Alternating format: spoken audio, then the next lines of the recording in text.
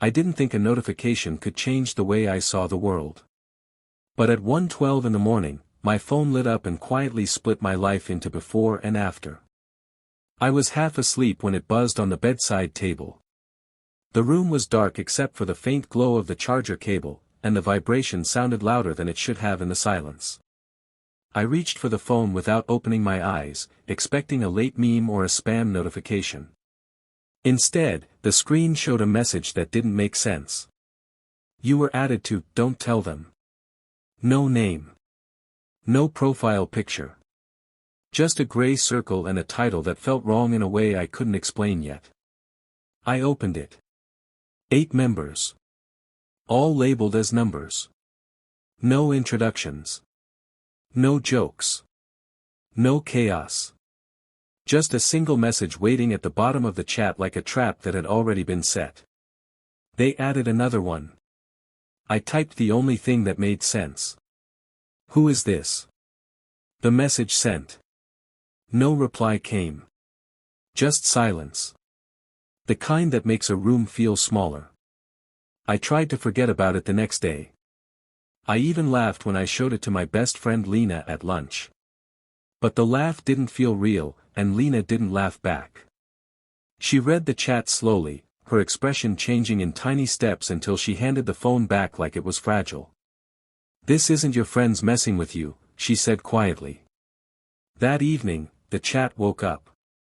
Exactly at 6 p.m. Messages began appearing like people finally breathing after holding it in all day. Everyone's still safe.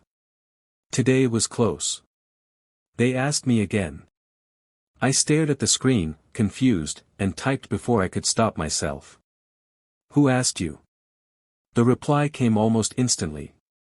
A list. Clean. Cold. Precise. No names. No screenshots. No leaving. No talking about the chat during the day. Don't tell them. The last line felt heavier than the others. Like it mattered more. The next day at school, my English teacher stopped me in the hallway and asked a casual question in a casual tone that didn't recognize. The hallway noise faded around me like someone turned down the volume of the world. My heart started beating so hard I could feel it in my throat. I smiled and said no. She studied my face for a second longer than normal, then nodded and walked away.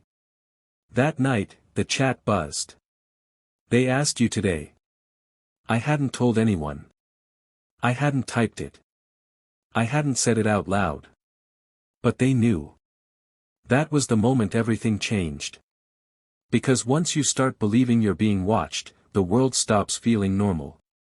You start noticing how long people hold eye contact. How conversations pause when you enter a room.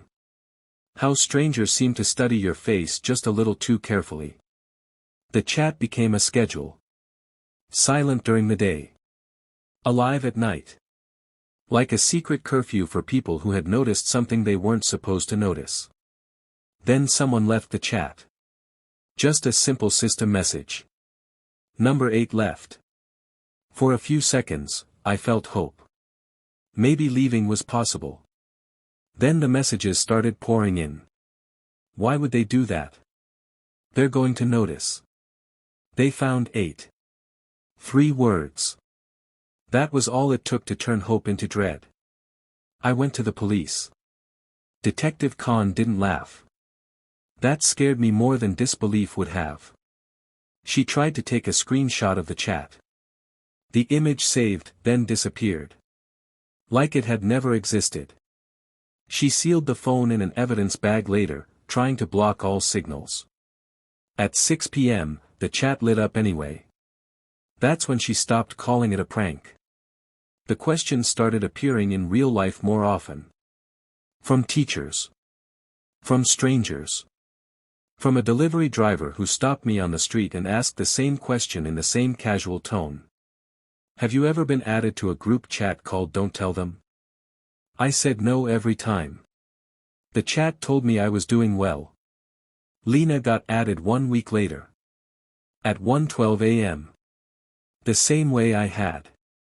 The same message appeared from her number. "Hi, who is this?" Watching her panic felt worse than my own fear had.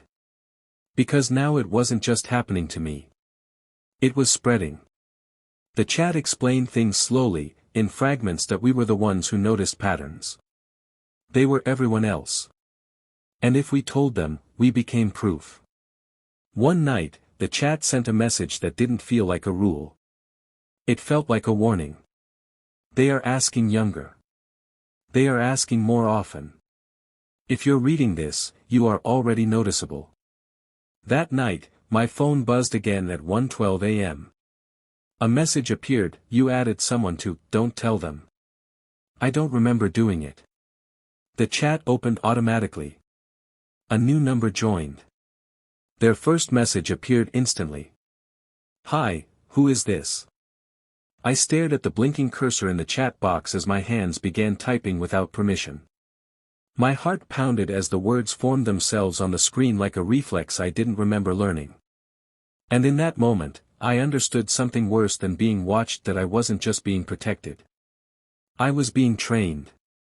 My message sent before I could stop it. "You shouldn't have asked."